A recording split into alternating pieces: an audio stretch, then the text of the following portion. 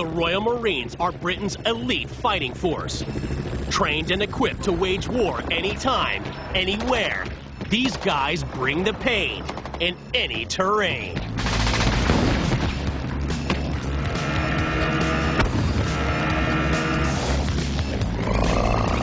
Rewind to the early 19th century, and the Royal Marines sailed the 7 seas with the British fleet.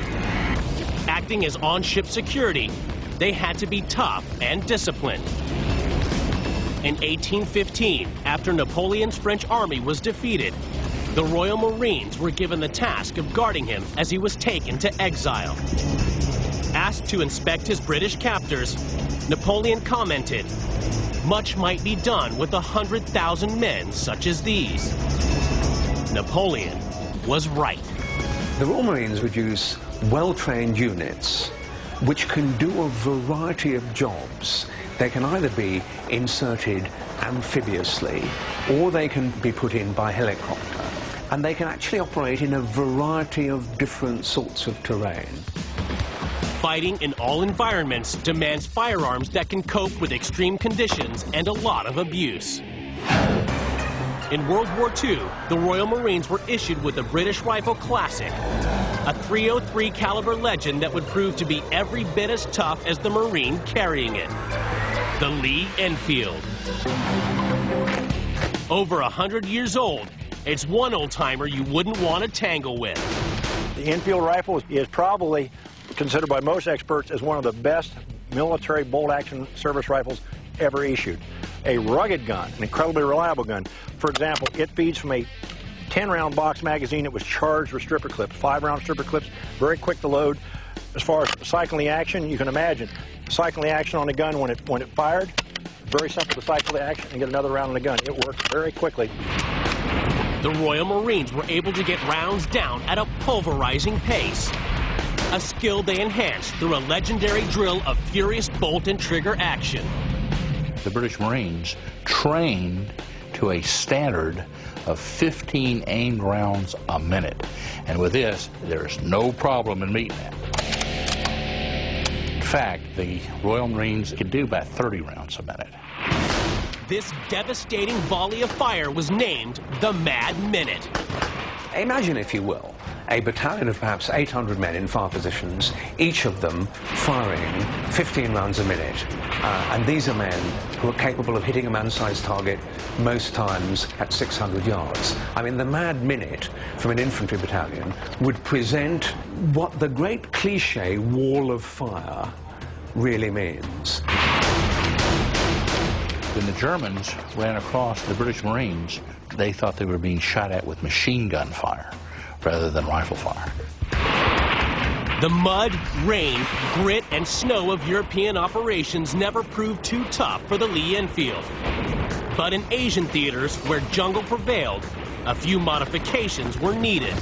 The Royal Marines specialised in what became known as out-of-area operations, which basically meant you went somewhere really, really hot in places like Malaya. And in order to patrol there, well, helicopters help in the jungle, but essentially you do 99% of what you're going to do in the jungle on foot. The Royal Marines trained for up to 6 months in the jungle, sweating it out in humid, itchy, searingly hot conditions. It's an environment they have learned to thrive in. Before you worry about the enemy in the jungle, you have to worry about looking after yourself. It's really warm in the jungle.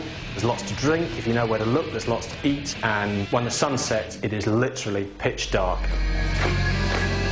June 1948, Malaya. Communist guerrillas rise up against their colonial British masters. A war of terror explodes, a jungle war, and the Royal Marine Commandos are right in the heart of it. Malaya was a war of patrols and ambushes and jungle skills. And it's exactly the thing that Royal Marine Commandos were very good at. To mount these ambushes, the Royal Marines needed a rifle that was shorter and lighter than the standard Lee Enfield.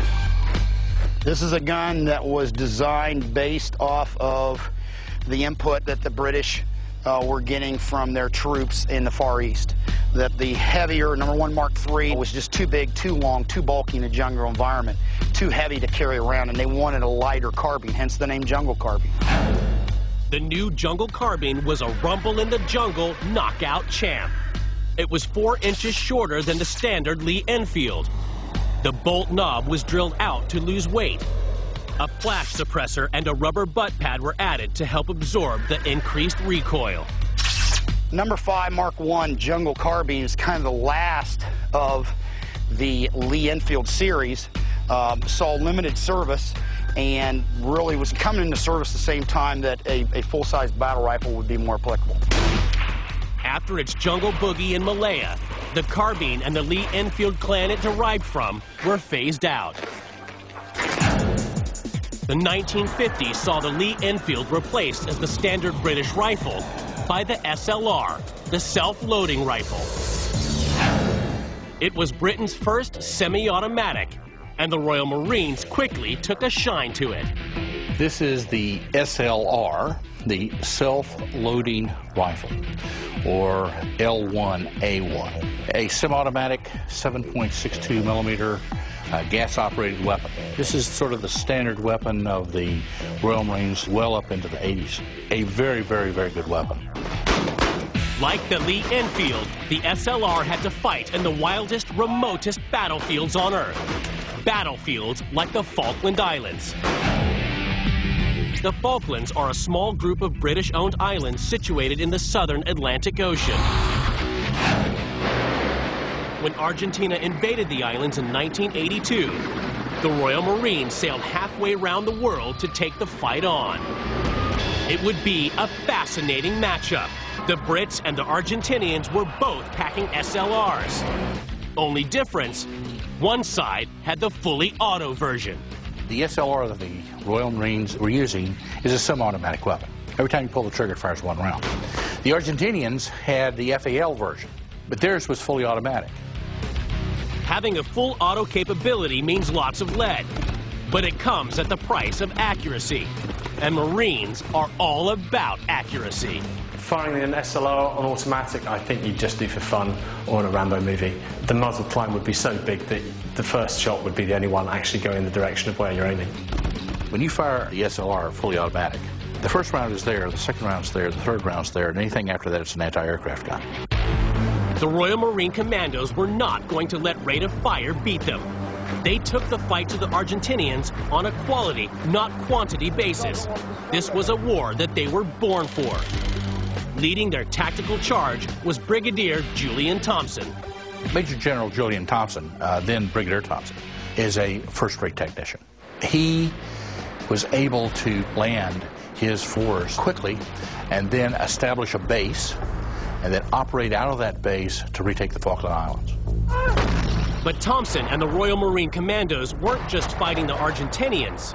They were also fighting a completely unwelcoming and alien environment. It is a very inhospitable place and a difficult place to operate in. Very wet, wind blows a huge amount, mountainous, rocky, and peat bog, which is very spongy, wet, impossible to drive across in a wheeled vehicle. The environment was very harsh, and the logistics problems were great. Basically, the British troops had what they could carry.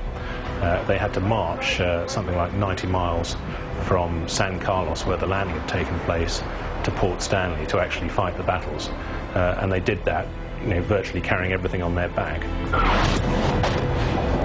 Because of our training, we were able to cope with this, able to cope with conditions that many troops would have found totally defeated them and made them totally useless. Battling through icy winds, snow, and bullets, the British smashed the Argentines. In 10 weeks of intense action, the superior weapon skills of the Marines and their SLRs shone through. The Falklands War was won not so much by superior technology, but by small groups of determined men who wanted to make a difference, and that might almost be a description of Royal Marines.